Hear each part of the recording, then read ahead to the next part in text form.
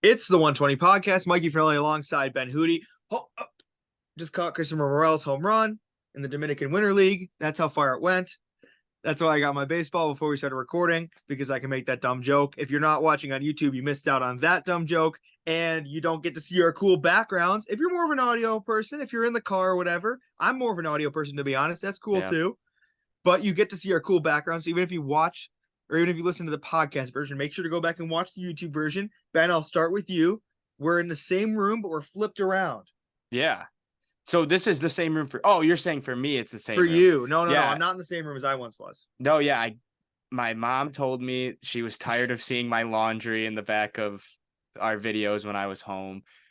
We were just going to get a curtain, but I didn't really like the way I'm in a small room, very small room at home. So I decided to make a little cubicle for myself. I'm going to have a new mic here soon. That's going to be on one of those cool little gondola systems. Yeah, that's sick. I got my monitor here. I've been playing a lot of Fortnite, and I brought my my cool shelf with all my Star Wars and Funko Guardians Pops. of the Galaxy and Coke. You see Coke right there. Yep. You guys get the other side of me, but there are some baseballs. There's Ryan Sandberg and Fergie Jenkins. So that's pretty cool. How did you that? We didn't even talk about this. I literally have two props to show in the beginning of the show. What? Yes. Yeah, those are the only two balls Fergie you have signed? Not Fergie and Ryan Sandberg. I have a Fergie one in my room actually from my dad as well. I should have brought that one out too. But that one was from my dad as a gift. I should have brought that one out too. I forgot about it. But I have these two, and the reason why they're out, because I was gonna so where I am right now is I'm in my basement. My dad, who is a friend of the pod at this point, his name is also Mike Finelli. He's often in our PSF streams. My dad's awesome. But anyway, he's made this basement of Chicago sports pictures and memorabilia over the years. And as from when we've moved house to house, he's still put all the stuff up. In this house we've been in since 2022, this wall specifically is all like Cubs stuff. Like these are all the scorecards from the years the Cubs have made the playoffs when he's been alive. So, I mean, we're looking back to like 84-ish, and then we're at like 2018. There's like a picture of David Ross with the mask on for 2020. And so it's a great memorabilia. Two items that belong to me though that I wanted to put behind me on a shelf. There's no shelf. This is Ernie Banks from my grandpa, which I'm very proud of, and this is Yon Lester Reams. I won it in a raffle when I was in high school. Yon Lester Reams. Yon Lester Reams. I didn't realize. Did you say Sandberg? Yes, Sandberg. That's Sandberg, and that's Fergie. I might as well just pull them down, right, to show the audience. Yeah, show me. Did you meet either of them, or did you get them somehow? I got the Ryan Sandberg one from a friend, and there's that Hall of Fame 05. Pretty cool. Yeah, that's awesome. And then the Fergie one, I actually met him at Wrigley Field, and he was gracious. That's cool. To sign the ball for me. I'm pretty sure it was like a paid kind of ordeal. Right. Everything's gonna fall here. Look at the IHSA medal. Yeah, the IHSA medal. Fergie Jenkins, Hall of Fame, 91. That's awesome. Pretty cool stuff. Tell the story about that for a second. I'm going to go get mine so I can show that too. The Fergie Jenkins one, that was, so we were at a game one summer, and Fergie was just signing autographs for people. It was like $20 if you had your own thing, and then if you wanted to pay for something else, I think they had balls there, but you had to pay for an extended price. But back in my youth, I was a big time autograph collector and liked to bring baseballs to games. So I had one ready to go, and I paid $20 for Fergie. I think all the money went to Cubs charities. So pretty cool stuff. And yeah, I was happy to be able to meet Fergie. No picture though. That was sad. No picture. The only other two I have were from 2012. My dad, amid my 10th birthday, was in February of 2012, was at the Randy Hundley Cubs fantasy camp thing, and he met a number of players that are signed on here, including Ron Coomer and Fergie. But then I also have I have a Fergie here, and it actually says, "To Mikey, good luck." And I assume he means in baseball, so the luck was not good enough. You don't have an IHSA bronze medal? Yeah, we're just showing off our childhood baseball nerdiness memorabilia, because we were both home for Christmas, for the holiday season, for winter break, finals are past us in the rear view. And I think if there's one positive of the Cubs not signing Shohei Ohtani, it's that Ben and I were able to do our finals week in peace. Right? I mean, that's probably the best part about it, because I couldn't imagine being all over social media editing, even though I was constantly refreshing. It was a nice week and a half off of 120. We apologize, but there's no Cubs news, so we can't tell you guys anything. But we're back today, and we got some stuff to talk about. And first, we'll obviously talk about the unicorn himself, Shohei Ohtani, and his record-breaking deal with the Dodgers. Yeah, let's talk about it. 700 years. No, 700 years. 10 years. It feels like 700 years, but how long it's deferred. 700 million, 10 years. But he's only getting a check for a meager minimum wage, $2 million a year. Can I pull a small loan of $2 million every year is in his pocket. I'm going to pull something up really quick just to put in perspective how crazy that $2 million a year for Shohei Ohtani is. Okay, you ready for this? Yeah. As of right now, obviously some things can change, but the Cubs 2024 payroll, these players will be making more than Shohei Ohtani in 2024 for the Chicago Cubs. Dansby Swanson, Ian Happ, Seiya Suzuki, Jameson Taillon, Kyle Hendricks, Nico Horner, Drew Smiley, Yan Gomes, Patrick Wisdom, Tucker Barnhart, Trey Mancini. Come on, man. Oh, my God. Trey Mancini on his couch. Trey Mancini. There's no way. I want to talk about this first, Mikey. Yeah, go. We obviously had a couple weeks of speculation on here about Shohei Ohtani and the potential for him to be a Chicago Cub. Obviously, that's not the case anymore. But even at the time when we were debating between Ohtani, it felt like there was a backdoor open for not only the Cubs, but the Blue Jays and the Giants as well. When in all reality, we did this song and dance for no reason. He wanted to be an LA Dodger, and he's probably had his mind made on that for a really long time, just because of the way that this contract broke down with the deferrals and the options and everything like that. It was just a matter of figuring out every single little detail about this contract. No matter what, he was going to play in LA for the Dodgers with the bright stars of Freddie Freeman, Mookie Betts alike. And if anything, as much as he's helping them, the player, Shohei Ohtani, he's a two-time American League MVP. He's helping them out even more because of these deferrals and what could potentially come with the Dodgers as well. Yes, and that's the biggest point, Ben. You're totally right, because the Dodgers now have the door open for Yoshinobu and a number of other players. Tyler Glass now. It brings up an interesting point, because even if you don't think about the Dodgers having a monopoly, first and foremost, congrats to Shohei Ohtani, contractually the highest paid athlete of all time. Yeah. Whether or not, he's going to get paid less than Trey Mancini, but contractually the greatest athlete of all time by contract.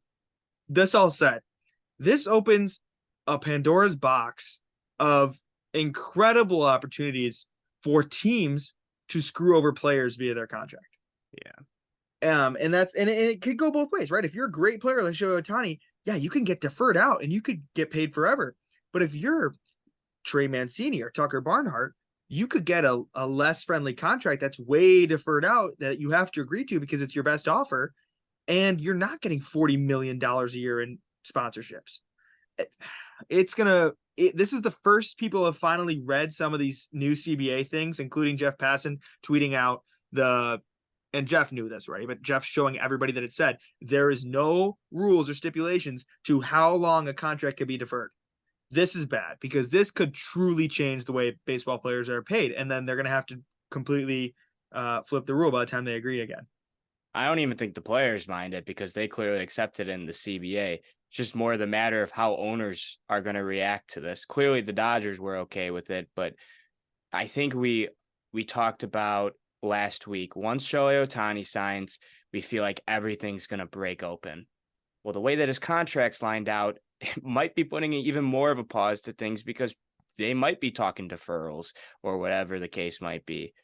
What are some of the big ones? Obviously, Shohei's the biggest one, because he's going to make $68 million a year by the time he's done playing. But we're still talking Bobby Bonilla, correct? Well, yeah, that's the one that people keep bringing up today. They said that the Shohei contract is going to make Bobby Bonilla Day look like paying a parking ticket. Yeah, and Ken Griffey Jr. for the Reds, I think. Yeah, is a who's similar still getting paid. contract Yeah, to that. I don't know, man. It's I think it's frustrating. Not necessarily for me. It's an interesting deal. I think if anything, this hurts the worst for lower market teams. Yeah. So there was if you watch the TV show Winning Time this year, as I know Ben and I both did, they talk about in that show the original first, distance contract, the first weird contract by Jerry Buss was the 25 years, $25 million Magic Johnson deal in Magic's second season, which would have been 80 or 81. So that would have tied him down through like 2006.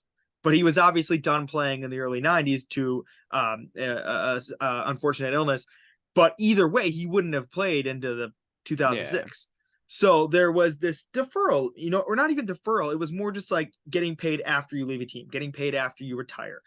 And we've kind of seen that kind of spring up in different situations. I don't know all the ins and outs. I'm not a total nerd when it comes to contract, but if you come to mind, Duncan Keith had like a decades-long contract with the Blackhawks. I think it was like 12 years or something. It wasn't nothing. It wasn't anything crazy. But it was, you don't see that often in sports anymore. You were starting to see a Bryce Harper or a Mike Trout type contract where you had this record-shattering number, but it was for a decade or it was for 12 years. So it was worth it.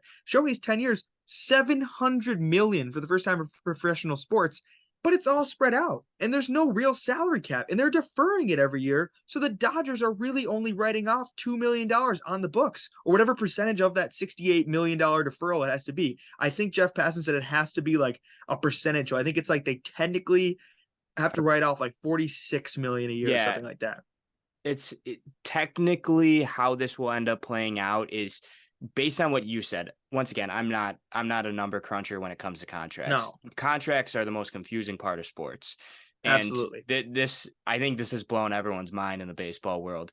But I think even though the number says 700 million, based on the payroll hit that it's taking, he's technically going to make $460 million across this deal, which is still record breaking. It's still the biggest contract in baseball. But he was able to line it up right around there, and then whatever comes after that. Something I just looked up too was if what you were talking about is $700 million across 10 years, but $2 million a year for 10 years. So that's $20 million. That's only 2% of his total contract is only going to be part of when he's actually playing. Right. And then there's two strange stories that came out in the last 2 days. There's the one today that there's a crazy opt-out that if high-level executives with the Dodgers are gone, he can completely opt out of his contract. I don't know how that screws up the deferral method. He could still be getting paid $68 million a year when he's 50 years old by the Dodgers and have played the last 5 years of his contract with your Chicago Cubs. But then there's also the detail that, like you said at the top of the show, Ben Hootie, he didn't want to go anywhere but LA. The Giants gave him the same contract. Yeah. The Giants sat him down with their entire exec board and Buster Posey, and they were like, hey, man, we love it here in San Francisco. And the quote was the general vibe. The whole meeting was Shohei really wanted to stay in Southern California, either LA or Anaheim. And they said the final offer they gave him, was comparable, if not identical, to the $700 million deferred out that he eventually got with the Dodgers. I guarantee we never even gave him a shot. He just wanted to hear their meeting. Do you think your Chicago Cubs met with Shohei Ohtani? I think they met with him. I do truly think they met with him because we would not have been hearing talks like if I were to take a wild guess, I would say that he met with the Angels again, the Giants, the Dodgers, obviously, the Cubs, and the Blue Jays. I think all those teams are true. I just think when it came down to it, Jed doesn't like getting in bidding wars, and I don't even think it would have mattered if he got in a bidding war anyways because it doesn't seem like he wanted to go anywhere but California. I will say this, two things. I don't think we'll ever know if the Cubs actually met with him, and if it won't be for a while, and we won't know the details of if they did. Jed might confirm they did, but we'll never know what the final offer was. We won't never know what the circumstances were, how close he was, if it was at Wrigley or in Nashville.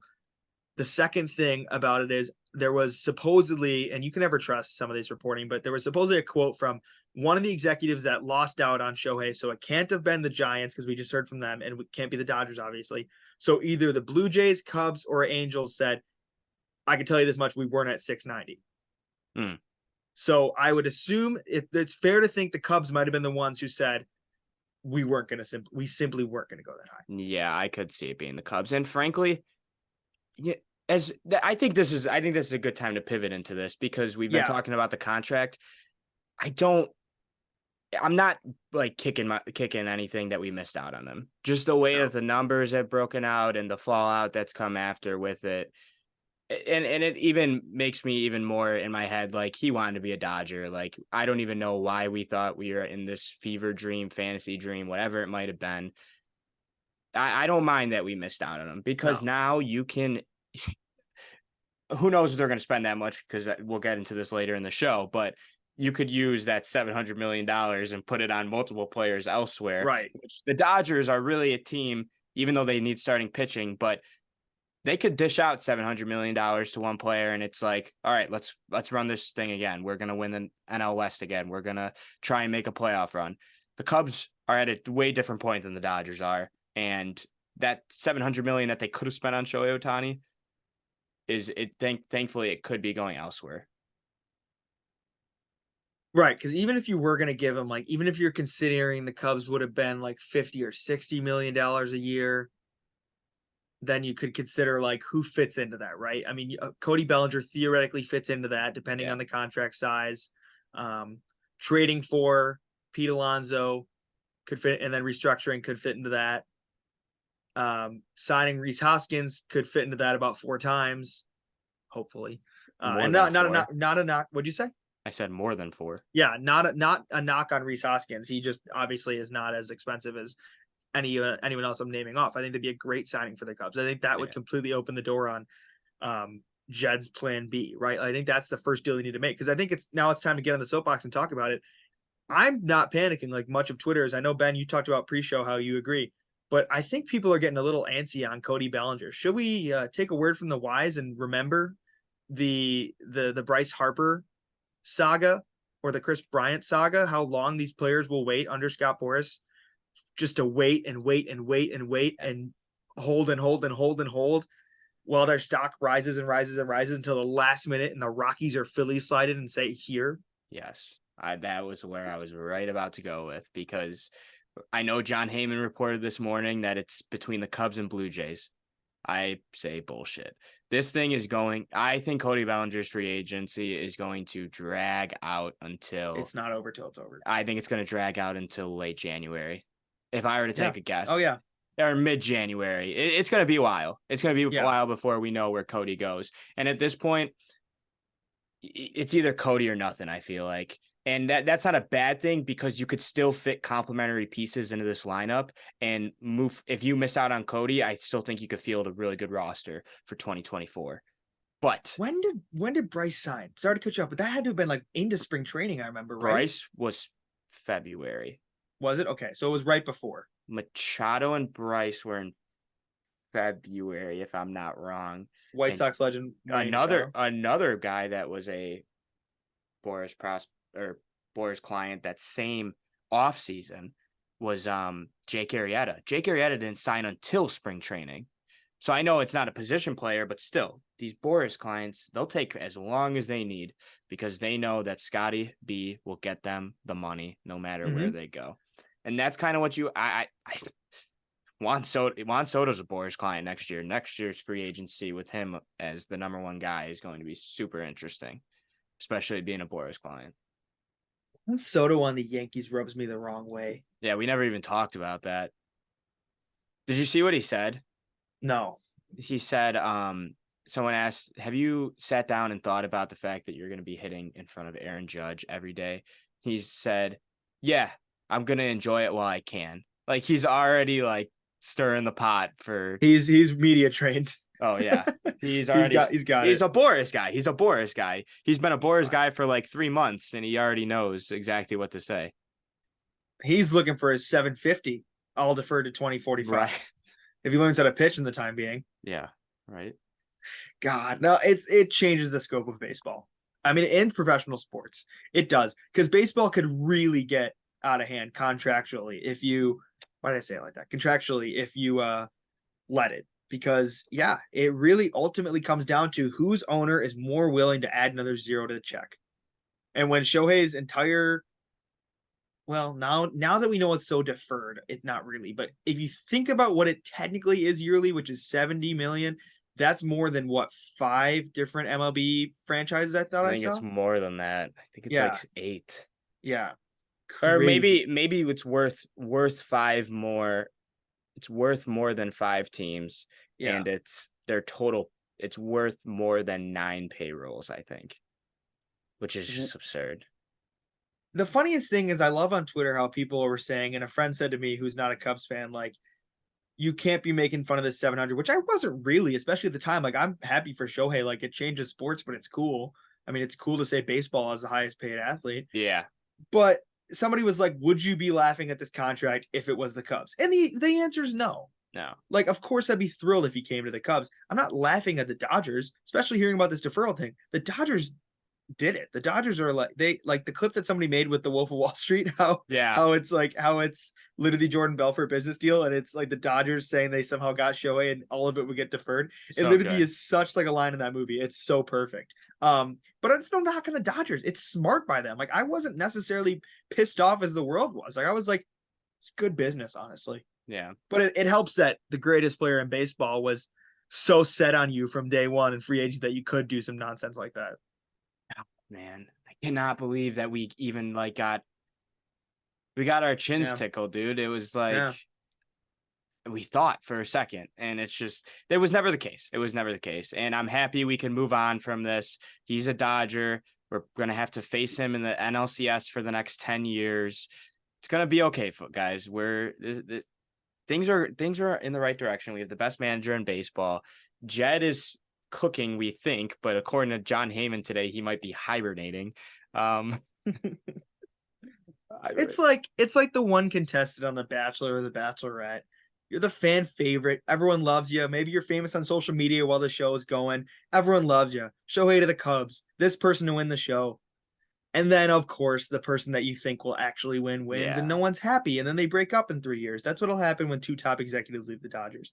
I don't know if it'll happen with the Dodgers, but he seems too secretive. He's not. This isn't the NBA we're talking about. We're not playing in a soap opera. Oh my God. Can you imagine if that becomes baseball? Like this opens the door for that. Like crazy contracts open the door for like one of my worst favorite things about professional sports is how in the NBA you could just kind of like tantrum your way out of a team. I can't even think of the last player to request a trade, and it's crazy because he kind of like as I just said, he's kind of becoming a drama queen in himself.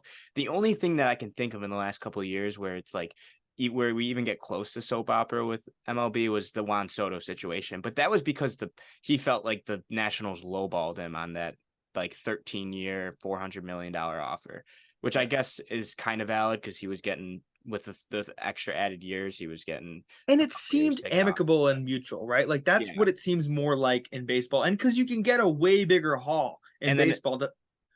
I guarantee you the Nationals are laughing right now about it too, because look what happened to San Diego. They didn't get nearly as much as San Diego gave to them for Juan.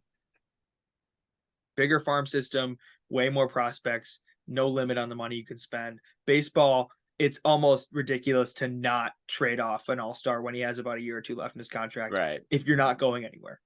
And that's like if your team is in the dumps and that's where the Cubs were 2 years ago, see ya. And that's what we're getting into right now with some player targets. And yeah, Shane Bieber's got a year left to control. Is he going to be a Cub? Glass now. We heard this morning that a Glass now to the Dodgers trade is close. Haven't seen much about it since, so I don't know what's going on there. Dylan Cease is a big one. He's still got 2 years left to control. I don't know.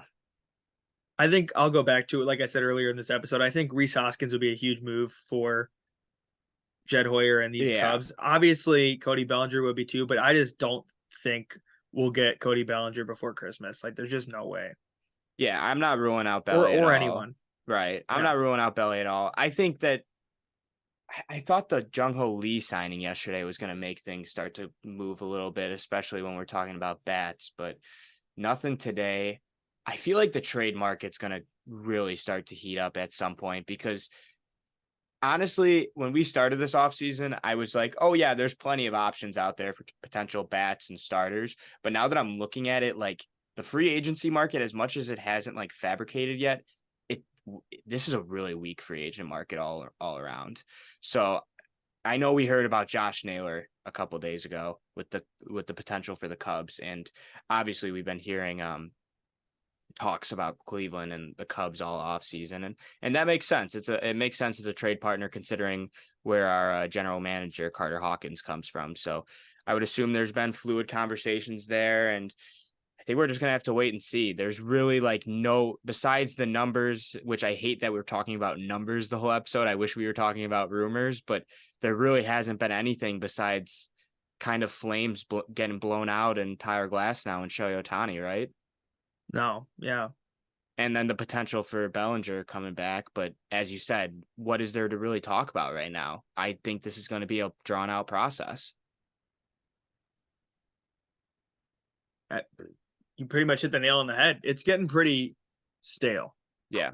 I think my favorite moment of the MLB offseason so far is just that Shohei did it his way. And after reporters literally slaved away for hours on end, for days at a time, for weeks, didn't sleep in Nashville so they can get an ounce of a report, a drop to say that this team may or may have not have met with Shohei on a plane with Robert Herjavec and this, that, and the other thing. Shohei posts a low-res image of the Dodgers logo that he screenshotted off Google on his Instagram, and politely, as always, just says, "So sorry for the wait. I am choosing the Dodgers. Thank you, Angels fans." Love that guy. All class. Baseball is back. Yep. Shohei did it. He did it his way. I love it. Big Cat on Part of My Take was just flaming the imagining Shohei Ohtani just like kind of with his dog sitting next to him on the couch, just like, oh, I guess it's time to finally announce it. Los Angeles Dodgers PNG logo. Yeah. Screenshot. Didn't even download. Screenshot. Post on Instagram. Would have been even better if he didn't crop it off the screenshot. Imagine if it just had Dodgers in the search bar.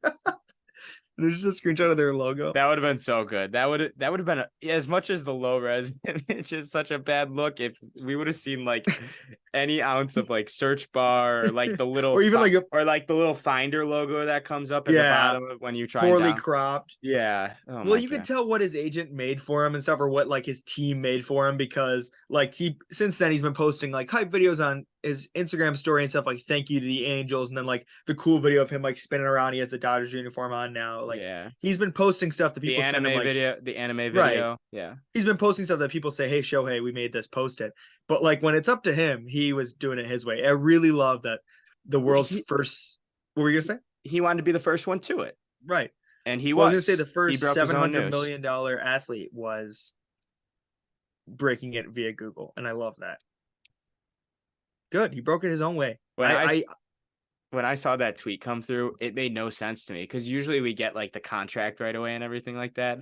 And it was passing. He just tweeted, Shohei Ohtani has announced he's going to Dodgers through his Instagram. And I was like, I love that. This doesn't feel real. This doesn't feel real right now. I love it. No, I wish more athletes did it that way. No, like it's kind of cool. Agree. Like I'm a journalism student. I'm all for good reporting. Like I like Jeff Passan a lot. Like I like his reporting on the contract. Like I think it'd be cool if they break a story. But I love the athlete just posting it. Like I hope that's what happens more often. If you want to spitball into a journalism talk really quick, God. I think that the only sources you could trust anymore is Ken Rosenthal and Jeff Passan. Just wait till the deal's announced. After the whole Morosi thing, which I'm a big fan of John Morosi, I always thought he had really good Cub intel, and I honestly felt pretty bad for him that like he jumped the gun on that. How do you say his last name? Robert Herjavec. Robert Herjavec. Shark Tank. Yeah, his plane story. Just, I think they're all just making up bullshit at this point. I just know that Kenny Rosenthal and Jeff Passan, they got the right sources. They announced the deal. Call it a day. We move forward. And just rinse, recycle, repeat. I mean, The we saw it at the problem, winter meetings with Bob Nightingale getting chirped at by Jed Hoyer and John Morosi leaking a plane that wasn't actually Shohei Ohtani's plane. And then you have John Heyman going on Bleacher Report Live every day, just yapping. the problem is these great reporters and all these guys we name off and girls are all amazing reporters in their own right. It's just that you can never, like, as a journalist, you can never be so sure about a source until it proves true and you had the chance to be the one to move it forward. Because you see an account like Nico Horner's dog, or what's one of the other ones you like? I forget Uh, what the other one's called. I don't know. There's some really good follow. Nico Horner's dog just trolls. He's Yeah. trolling every No, time. but who was the guy that broke DeGrom who kept saying like all this stuff about Shohei to Oh, the playmaker David. Yeah, playmaker David. Like you see an account like that just with Charles the cat. yeah, Charles the Cat, just like a default profile picture saying sending you a message in your DM saying, if you're like one of these guys, Morosi or whatever, saying like, I have this intel that hey, at John Morosi, I have intel that this private charter plane is flying from Anaheim to Toronto today. And then the problem is when it's such a big player like that, Morosi reports the story as a report. At the end of the day, it's a report. Reports say, a source says this may happen. Yeah. And then you have hundreds of Blue Jays fans waiting at the Toronto airport. So it's just, you can't win with that. And at the end of the day, what is he going to do? Sit on that and then it ends up being true and he had the chance to do it? No. Like, where I get mad was the whole thing that happened this year with like the Bears defensive coordinator. That was bad. Oh. But like I wasn't as upset with John Morosi about, and I actually appreciated his journalistic apology. No, yeah, John, but he didn't show his face for like 3 days. He didn't tweet. He didn't show his face. He probably felt and terrible. Then he went on MLB Network on Monday and made a joke about it. So good. It's all in good fun. He's a really good guy. I could tell. Good. Some of these MLB reporters I feel like are a little fishy. John Morosi, I could tell, is genuinely a good guy. I saw he went on CHGO to talk to the guys about just potential Cubs plans. He's been the big one on Glass now, so I hope he's right about that one with the Cubs. Yeah. Obviously, we've been seeing some stuff shift with the Dodgers. As we wrap it up, Ben. Yeah. What is we'll end with this. Who is or what is the one thing you want to see the Cubs do pre-Christmas that'll make you sit down with your turkey dinner and feel a little bit better about the future of manager Craig Counsell's Chicago Cubs?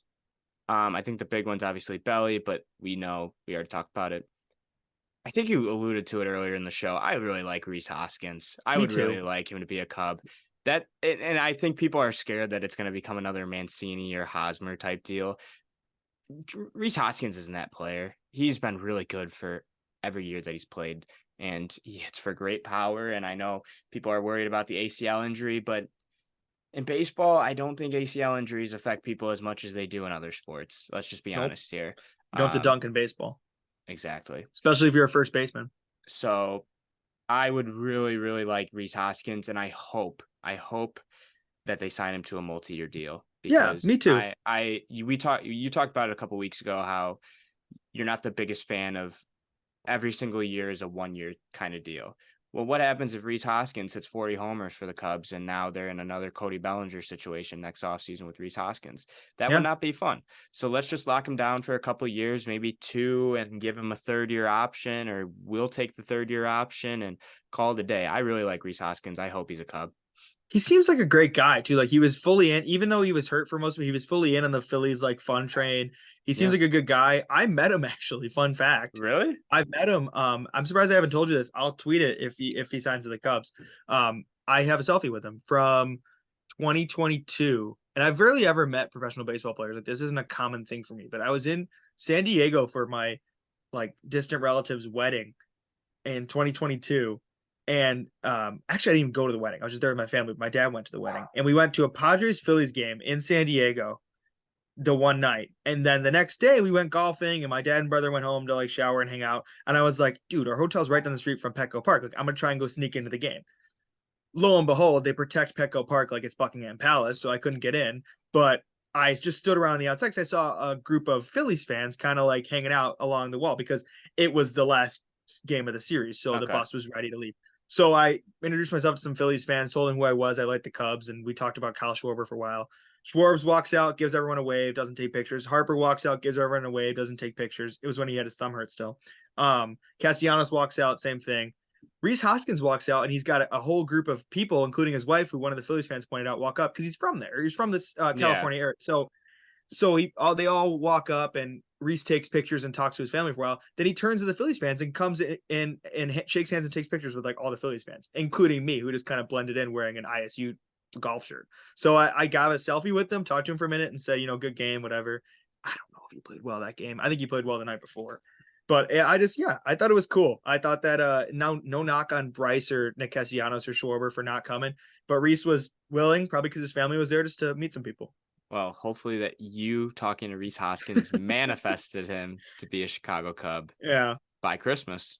Yeah, who knows? Hopefully by Christmas. That'd be good. I would love to have him on the Cubs. I think that's one thing this team could really benefit from, having it every day for multiple year first baseman, especially. We don't know about Jamer. We don't know about Cody. Well, Jamer signed with the Reds. I don't know if you missed that. When did this happen? It was like a late night deal. When?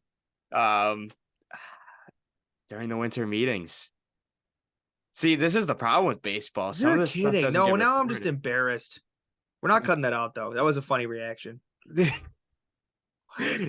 Signed a 3-year, $45 million deal with the Reds.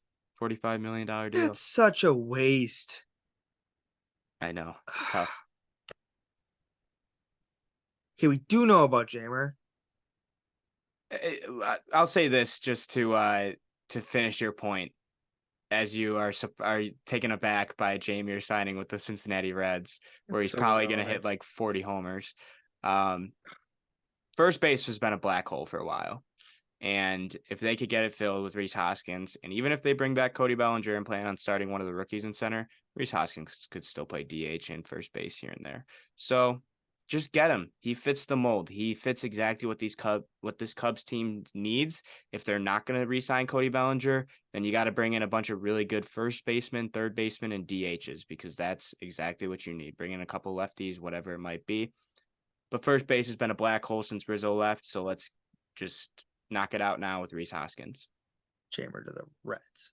Last week was my finals week because I had all kinds of essays and stuff. I was home on Monday because I didn't have any final tests. I'm now a second semester senior. Got one foot out the door. The other one holding the doorknob to open it wider. Taking 3 classes next semester. You're holding it for Jamer Candelario?